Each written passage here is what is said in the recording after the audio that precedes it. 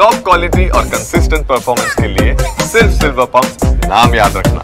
BJP ಅವರು ನಾನು ಸಹ ನಿನ್ನೆ ವಿಧಾನಸೌಧದಲ್ಲೇ ಇದ್ದೆ. ಬಹಳ ಬೇಸರ ಆಯಿತು.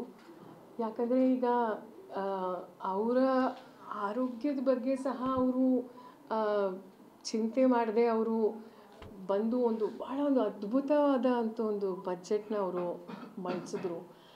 ಆದರೆ ಅವರು ನೋಡಿ ಎಲ್ಲೋ ಒಂದು ಕಡೆ ಅವರು 4 ವರ್ಷ ಅವರಿಗೆ ಅವ್ರ ಸರ್ಕಾರ ಅವರಿತ್ತು, ಒಳ್ಳೇದು ಮಾಡಬೇಕಾಗ್ಬೋದಾಗಿತ್ತು ಆದರೆ ಅವರು ಮಾಡಲಿಲ್ಲ.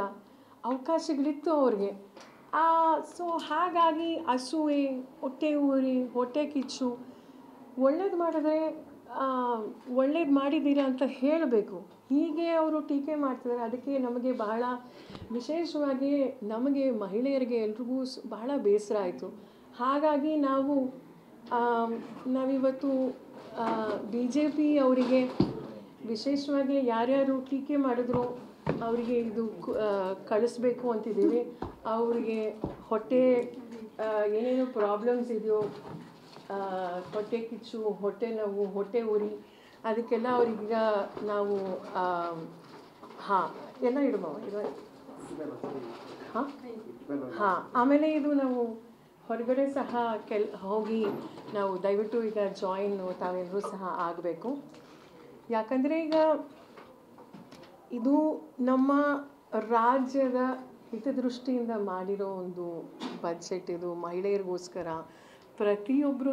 ಪ್ರತಿಯೊಬ್ಬ ಜಾತಿ ಆಗಿರ್ಬೋದು, ಪ್ರತಿಯೊಬ್ಬ ಧರ್ಮದವರು, ಅರ್ಚಕರಿಗೂ ಸಹ ವೇತನ ಹೆಚ್ಚು ಮಾಡಿದ್ದಾರೆ. ಅವ್ರ ಸರ್ಕಾರದಲ್ಲಿ ಮಾಡಿದ್ರ ಇಲ್ಲ.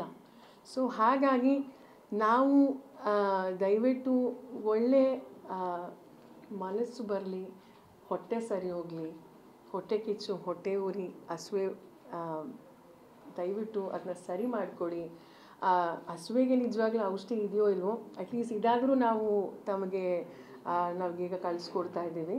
ಸೊ ಹಾಗಾಗಿ ಇನ್ನೂ ಜಾಸ್ತಿ ಬೇಕು ಅಂದರೆ ನಮಗೆ ಹೇಳ್ಬೋದು. ಈಗ ನಾವು BJP ಕಚೇರಿಗೆ ನಾವು ಇದನ್ನು ಡನ್ಸೋ ಮಾಡ್ತಾ ಇದ್ದೀವಿ.